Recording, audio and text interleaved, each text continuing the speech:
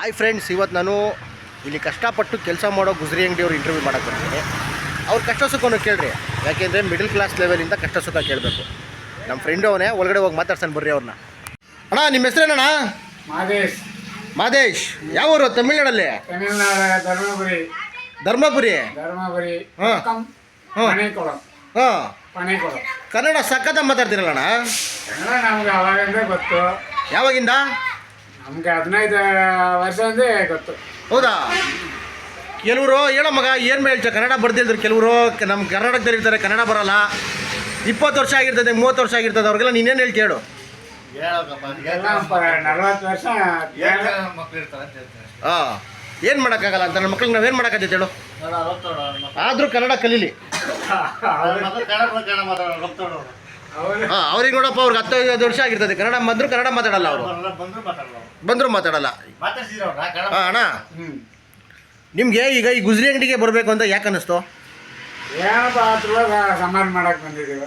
ಬೇರೆ ಕೆಲಸನೇ ಮಾಡ್ಬೋದಾಗಿತ್ತಲ್ಲ? ವಯಸ್ಸಾಯ್ತು, ಬೇರೆ ಕೆಲಸ ಮಾಡೋಕ್ಕಾಗುತ್ತೆ ಆಗಲ್ಲ. ಇದರಲ್ಲಿ ಇನ್ವೆಸ್ಟ್ಮೆಂಟ್ ಮಾಡ್ಬೇಕಾ ನೀವು? ಯಾವ್ದಾ? ಈ ಗುಜರಿ ಅಂಗಡಿಲಿ ಗುಜರಿಯಲ್ಲಿ ಯಾವ್ದಾ ಬರುತ್ತೆ 15. ಅಲ್ಲ, ಇವಾಗ ನೀವು ಸ್ಟಾರ್ಟಿಂಗ್ ಇವಾಗ ಗುಜರಿ ಅಂಗಡಿಲಿ ನಿಮ್ಮ ಸಂಬಂಧಿಕರನ್ನ ಮಾಡಿರ್ತಾರಲ್ವಾ, ನಿಮ್ಗೆ ಅವ್ರು ನೋಡಿ ಇಂಟ್ರೆಸ್ಟ್ ಬಂತಾ? ಯಾವ್ದು ಇಲ್ಲ, ನಮ್ಗೆ ಇರುತ್ತೆ, ಅವ್ರಿಗೆ ಬಂದ್ರೆ ನಮ್ಗೆ ಗೊತ್ತಿದೆ. ಹಾಂ, ಅಂದರೆ ಯಾವ ಥರ ಅರ್ನಿಂಗ್ಸ್ ಆಗುತ್ತಣ್ಣ ಇದರಲ್ಲಿ? ಯಾವ ಥರ ದುಡ್ಡು ಬರ್ತೈತೆ ಇದರಲ್ಲಿ? ಯಾವ್ದೀಗ? ಹಾಂ, ಇದು ತೊಗೊಳೋದ?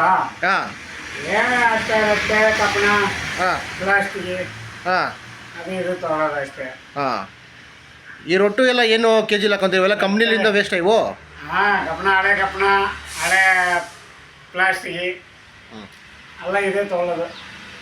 ಎಲ್ಲ ಇದೆ ತೊಗೊಳೋದು ಅಂದರೆ ನಿಮ್ಮದೆಲ್ಲ ನಿಮ್ಮ ರಿಲೇಷನ್ ಎಲ್ಲ ಇದೇ ಕೆಲಸ? ಹಾಂ, ಎಲ್ಲ ಇದೆ ಕೆಲಸ. ಹಾಂ, ಮತ್ತೆ ಇಲ್ಲಿ ಇದೇ ಕೆಲಸ. ಹಾಂ, ಊರಿನಲ್ಲಿ ಇಟ್ಟಿಗೆ ಮಾಡೋದು. ಏನು? ಇಟ್ಟಿಗೆ ಸೋಳ. ಇಟ್ಗೆನೂ ಹೋಯ್ತಾ ನಿಮ್ಮದು? ಇಟ್ಟಿಗೆನೇ ನಾವು ಮಾಡಿದ್ದು ಇದುವರೆಗೆ. ಹಾಂ, ಒಂದು 20 ವರ್ಷ ಅದೇ ಮಾಡಿದ್ದೆ. ಹಾಂ. ಇವಾಗ ಅವಾಗೆಲ್ಲ 7 ರೂಪಾಯಿ ಆಯ್ತು ಒಂದು ಇಟ್ಟಿಗೆ. ಹಾಂ, ಇವಾಗೆಲ್ಲ ಲಾಸ್ ಆಗಿದೆ. 5 ರೂಪಾಯಿಗೆ ಯಾರು ಕೇಳಲ್ಲ. ಹಾಂ, ಅದಕ್ಕೆ ಅದೇ ಲಾಸ್ ಆಗಿದ್ವಿ. ಇಲ್ಲಿ ಬಂದಿದ್ವಿ ನಾವು. ಹಾಂ. ಇಲ್ಲಿ ಬಂದು ಯಾವ್ದಾಗುತ್ತೆ 10 ರೂಪಾಯಿ ಸಂಪಾದನೆ ಮಾಡೋನು. ಇಲ್ಲಿ ಬಂದರೆ ಇಲ್ಲಿ ಚೆನ್ನಾಗಿಲ್ಲ ಇವಾಗ. ಅಣ್ಣ, ಇವಾಗ ಕೆಲವರು ಮನೆಗಿರೋ ವಸ್ತುಗಳನ್ನ ತಗೊಂಬಂದು ಇಲ್ಲಿ ಹಾಕ್ಬಿಡ್ತಾರೆ. ಆ ಮನೆ ಹತ್ರ ಈಗ ಕುಡಿಯೋರು ಮತ್ತೆ ಏನೋ ಚಿಕ್ಕ ಚಿಕ್ಕ ಮಕ್ಕಳೆಲ್ಲ ಕೆಲವು ವಸ್ತುಗಳು ತಂದು ನಿಮ್ಮ ಹತ್ರ ಹಾಕ್ಬಿಡ್ತಾರೆ. ನೀನು ಕಾಸು ಕೊಟ್ಟಿರ್ತೀಯ, ಹಾಂ, ಲಾಸ್. ನೀನು ತಗೊಂಬಿಟ್ಟಿರ್ತೀಯ. ಹಾಂ, ನಾಳೆ ಬಂದು ಅವ್ರ ಮನೆಯವ್ರು ಬಂದು ಪ್ರಾಬ್ಲಮ್ ಮಾಡಿದ್ರೆ ಅವ್ರಿಗೆ ಯಾವ ಥರ ಆನ್ಸರ್ ಕೊಡ್ತೀಯಾ? ಇದೆಲ್ಲ ನಿಮ್ಮ ಕಾನೂನು ಆಯ್ತಾ? ಅದೇನ ತೊಗೊಳೋದು, ಹಂಗೆ ಕೊಟ್ಬಿಡ್ತೀನಿ ನೀವು. ಹಾಂ, ಅದೇ ಸಿಕ್ಕರು ಬಂದ್ರೆ ಹಾಂ, ನಿಮ್ಮ ಮನೇಲಿ ಹೋಗಿ ಕರ್ಕೊಂಡು ಹೋಗಪ್ಪ, ಹಾಂ, ಜಗಳ ಮಾಡಿರ್ತಾರೆ. ಹಾಂ, ನೀ ಕಳ್ತನ ಮಾಡಿ ಆಗಿದ್ರೆ ನಮ್ಮ ಬದಲೇ ಹೇಳೋಕ್ಕಾಗಲ್ಲ ಅಂತ ಹೇಳಿದ್ರ ಹಾಂ, ಕರ್ಕೊಂಡು ಬರ್ತಾರೆ ಹೋಗಿ. ಹಾಂ. ಒಂದು ಹತ್ರ ಅಕಸ್ಮಾತ್ ಪೊಲೀಸ್ ಕಂಪ್ಲೇಂಟು ಈ ಥರ ಎಲ್ಲ ಆಯಿತು ಅವಾಗ? ಹೊಲಸಿ ಬರ್ತಾರೆ. ಹಾಂ. ನಮ್ಮ ಹಂಗೆ ತೊಗೊಳಲ್ಲ. ನಿಮ್ಮದು ಈ ಅಂಗಡಿ ಪಕ್ಕ ಐತಲ್ಲ, ಹೆಂಗೆ ಅಣ್ಣವರು ಎಲ್ಲ ಗುಜರಿಲಿ ಆಯ್ತಾನ ಆ ಥರ ಗಲಾಟೆಗಳು ಕಂಪ್ಲೇಂಟ್ಗಳು ಆಗೈತೇನೋ? ಹಾಂ, ಹಾಂ, ಒಳ್ಳೆ ಮನುಷ್ಯ. ಹಾಂ, ಯಾರ ಮೇಲೆ ಜಗಳಕ್ಕೆ ಹೋಗಲ್ಲ. ಹಾಂ, ಯಾರ ಹೊಡೆಯಕ್ಕೆ ಬಂದು ಹೊಡ್ಸ್ಕೊಂಡು ಹೊಡೆಯಲ್ಲ. ಹಾಂ, ಒಂದು ಮಾತು ಬೈಯಲ್ಲ. ಹಾಂ. ಒಳ್ಳೆ ಮನುಷ್ಯ. ಹೆಂಗೆ ವ್ಯಾಪಾರ ಮಾಡ್ತೀರಾ ಯಜಮಾನ್ರೆ ನೀವು ಹಿಂಗೆಲ್ಲ ಇದ್ದಾಗ? ಈ ಥರ ಹಿಂಗೆ ಗಲಾಟೆ ಪಲಾಟೆಗೆ ಹೋಗಲ್ಲ, ಎಲ್ಲದಕ್ಕೆ ಹೋಗಲ್ಲ, ಹೆಂಗೆ ವ್ಯಾಪಾರ ಮಾಡ್ತೀರಾ ನೀವು ಇಲ್ಲಿ? ಗುಜರಿ ಅಂಗಡಿಲೆಲ್ಲ ಸ್ವಲ್ಪ ಗಟ್ಟಿ ಇರಬೇಕು. ಕಳ್ತನ ಅದೆಲ್ಲ ತೊಗೊಳಲ್ಲ. ಹಾಂ, ಹೆಂಗೆ ಗೊತ್ತಾಗುತ್ತೆ ಕಳ್ತನ ಮಾಡೋರೆ ಅಂತ? ಗೊತ್ತದೆ, ಸೀಟ್ ತೊಗೊಂಡು ಬರ್ತಾರೆ. ಹಾಂ, ಸೆಂಡಿಂಗ್ ಶೀಟ್ ಹಾಂ. ಎಲ್ಲ ಬೇಡ. ಹಾಂ, ಬೀಡಿ ಕಂಬಿ ಬಂದ್ರೆ ತಗೊಳಲ್ಲ. ಹಾಂ. ಯಾಕಪ್ಪ ತಗೊಳಲ್ಲ? ಜಗಳಕ್ಕೆ ಬಂದ್ರ ಹಾಂ, ನಮ್ಮ ಹತ್ರ ಕಾಸಿಲ್ಲಪ್ಪ, ನಮ್ಮ ಹತ್ರ ಇಲ್ಲ. ಹಾಂ, ಕಾಸು ಬಂದ್ರೆ ತೊಗೊಂಡ್ತೈತೆ, ಎಲ್ಲೇ ಹಾಕೋ, ನಮ್ಗೆ ಬೇಡ ಅಂತ ಹೇಳ್ಬಿಡ್ತೀವಿ ನಾವು. ಹಾಂ, ಅದು ತೊಗೊಂಡ್ರೆ ಪೊಲೀಸ್ ಪರ್ಸನ್ ನಮಗೂ. ಹಾಂ, ಅದು ಬಂದ್ರೆ ಅವ್ರು ಬಂದ್ರ ಹಾಂ. ಇದೆಲ್ಲ ಹೇಗೆ ತೊಗೊಂಡಿದ್ದಾನೆ ಇಟ್ಕೊಂಡು ಬರ್ತಾರೆ. 1 ಲಕ್ಷ ಕೊಡು, 1.5 ಲಕ್ಷ ಕೊಡು ಅಂತ ಕೇಳ್ತಾರೆ. 1.5 ಲಕ್ಷ? ಹೌದು, ನೀ ಯಾಕೆ ತೊಗೊಳೋದಿದೆ ಅಂತ ಕೇಳ್ತಾರೆ. ಹಾಂ. ಅದಕ್ಕೆ ನಾ ಅದು ಬೇಡಪ್ಪ, ನಾ ತೊಗೊಳಲ್ಲ. 1.5 ಲಕ್ಷ ದುಡಿಬೇಕಾದ್ರೆ ಎಷ್ಟು ಕಷ್ಟ ಆಯ್ತಣ್ಣ ನಿಮಗೆ? ಅದಕ್ಕೆ ನಾವು ಬೇಡ ಅಂತ ಹೇಳ್ಬಿಡೋದು. ಹಾಂ, ಅದಕ್ಕೆ ಹೇಳ್ಬಿಡೋದು ನಾವು. ಏನ್ ಮಾಡ್ತೀವಿ ಪಾಪ, ತಾತ ಮಾಡ್ಕೊಂಡು ತಿನ್ಬೇಕಲ್ಲ. ಜೋರ ಮಾತಾಡಲ್ಲ. ಏನ್ ಮಾಡ್ತೀವ ಪಾಪ, ಮಾಡ್ಕೊಂಡು ತಿನ್ಬೇಕಲ್ಲ ತಾತ. ಹಾಂ, ನಿಮ್ಗೆ ಆ ಥರ ಏನಾದ್ರು ನೀವೇನ ಪಕ್ಕ ಇರ್ತೀರಿ, ನೀವೇನು ಹೆಲ್ಪ್ ಮಾಡಲ್ವಾ? ಆ ಥರ ಆಗಿರೋದು ನೋಡಿದ್ದೆ ನೀನು? ಇಲ್ಲಪ್ಪ, ಅಂತ ಏನಾದ್ರು ಮಾಡ್ಕೊಂಡಿಲ್ಲ, ನೋಡಿಲ್ಲ. ಮತ್ತೆ ಯಜಮಾನ್ರೆ, ಇನ್ನೇನು ಸಮಾಚಾರ, ಹೆಂಗಿದ್ದೀರಾ? ಏನೆಲ್ಲ ಸುಮ್ಮನೆ ಆಯ್ತು ಅಷ್ಟೇ. ಏನು ಬರಲ್ಲ ಇದಿಲ್ಲ. ನಿಮ್ದು ಊರಲ್ಲೆಲ್ಲ ಜಮೀನು ಗಿಮೀನೆಲ್ಲ ಬೇಜಾನ್ ಇರುತ್ತಲ್ಲ? ಜಮೀನು ಎಲ್ಲ ಯಾವುದಲ್ಲ. ಜಮೀನು ಇದ್ರೆ ನಾ ಬರಲ್ಲ ಇಲ್ಲಿ. ಕೂಲಿ ಕೆಲಸನೇ, ಬೇರೆ ಯಾವುದಲ್ಲ. ಹಾಂ, ಒಂದೇ ಒಂದು ಊರು. ಹಾಂ, ಅದ ಓಡು. ಹಾಂ, ಸೀಟ್ ಅದೇ ಅಷ್ಟೇ. ಊರಾಗ ಸೀಟ್ ಮನೆ ಅಷ್ಟೇ. ಒಂದು 3 ಅದೇ ಸಿಕ್ಕದೆ ಇಷ್ಟೇ. ಏನು ಗೊತ್ತಣ್ಣ, ಎಲ್ರಿಗೂ ಒಂದು ಡೌಟ್ ಇರ್ತದೆ.